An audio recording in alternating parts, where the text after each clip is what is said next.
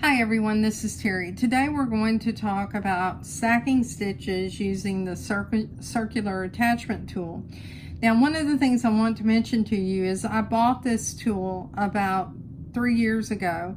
I had to recarpet my house. Well, I didn't have to, but we did.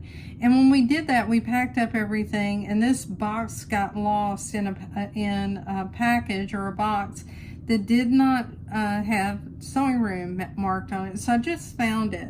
And here is what you'll get. It's called a circular attachment bundle. Now you can see this says for the Brother Quattro 6000D. It doesn't even mention our machine, and I'm sure that they have repackaged it. And if they haven't, it still works on your machine and it works beautifully. So let me tell you a little bit about it.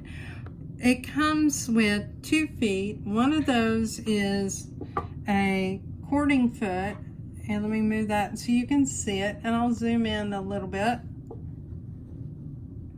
So here's a cording foot, and then it also comes with a braiding foot. Now if you bought these 2 feet, even if you got them on the internet, because these are metal feet and they're made nicely, you're going to pay about $30 for those 2 feet.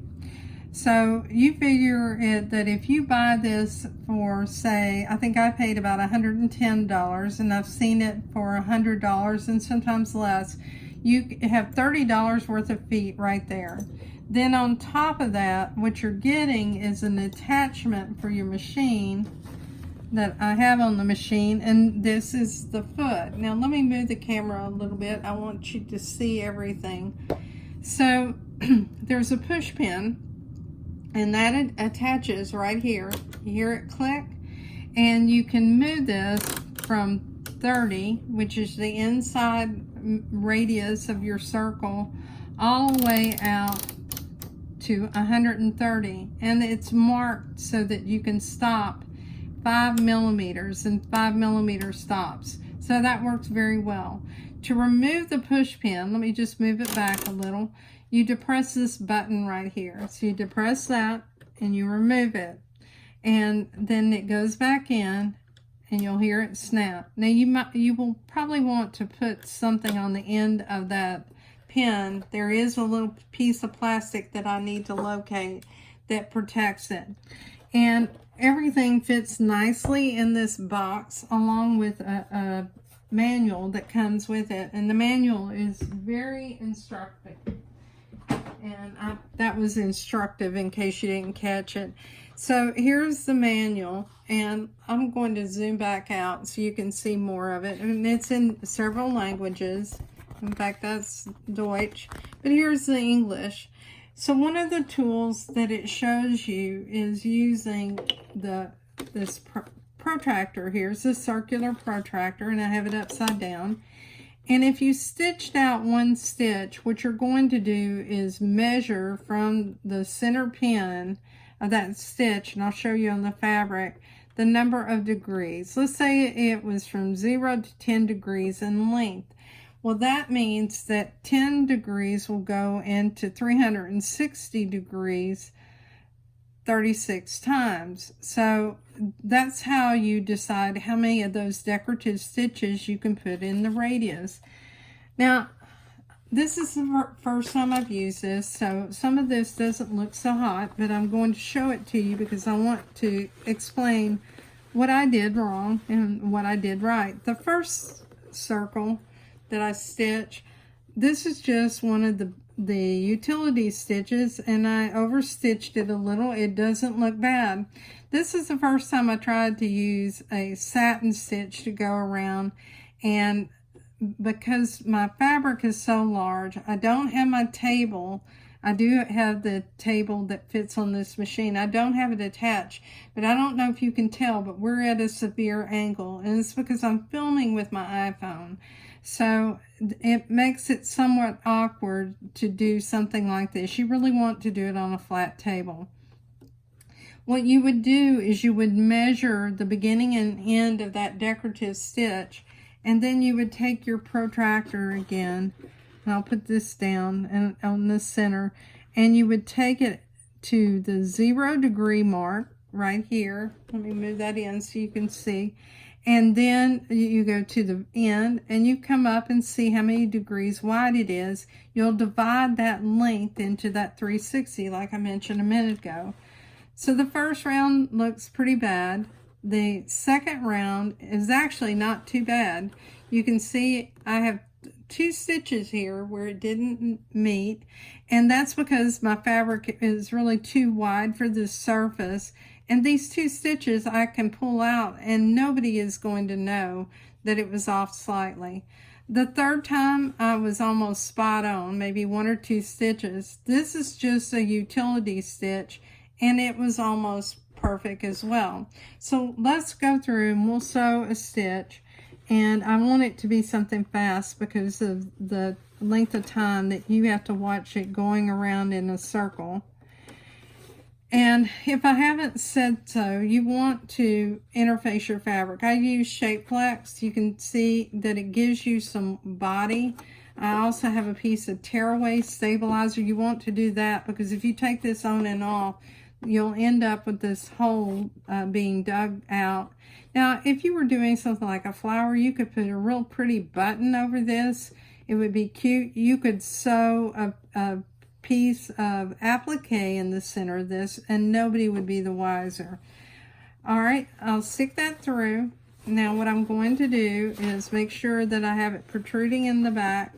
And what I found that makes it easier is to move this out. So I'll move it out. Let's just take our foot off. I have the end foot on my machine and I'll go ahead and press it in. I want to make sure you see that.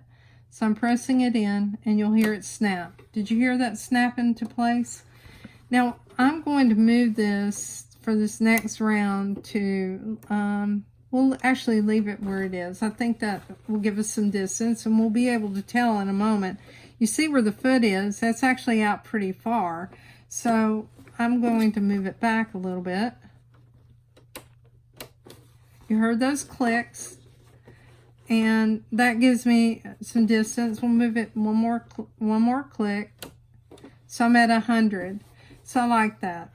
All right, now what I'm going to do, and I want to mention another thing. When I started out in the center, I had this on. You want to have your needle threaded before you put this push pin in place when you're at the 30 millimeter mark, because it will hit that pin and it won't thread your needle. So we have our needle threaded. I'm going to raise my presser foot again because I want to loosen the tension just to get a little bit of a thread tail there. And by the way, I'm using Hemingworth thread today. I decided to try this out, and I want to tell you a little bit about it and why I bought it. I love Isacord. Almost all my thread is Isacord. I have some Madeira as well, and probably have some Floriani. But I buy from my dealer, so I have what my dealer sells. I saw this in a package for Kimberbell, and these are not the colors, by the way, for the Kimberbell. But when you buy this, it first of all has a stopper that you can use to hold your thread tail. This can come out, so you can get the end of the thread tail and put it through the top of this cap. And you actually leave it in this base with it coming up all the way through the top on your machine. So you can see right here I have that. And this is how you store it. And then what you do is you just, when you're ready to put it up, you put this little stopper back in place. I really like the way it's designed. It's creative, keeps your thread clean, and it has sewn out beautifully. So what we're going to do is, let's look at the machine. I'm going to move you back. And I want to talk to you about a couple of things. I'm sorry about the camera bobbling on you.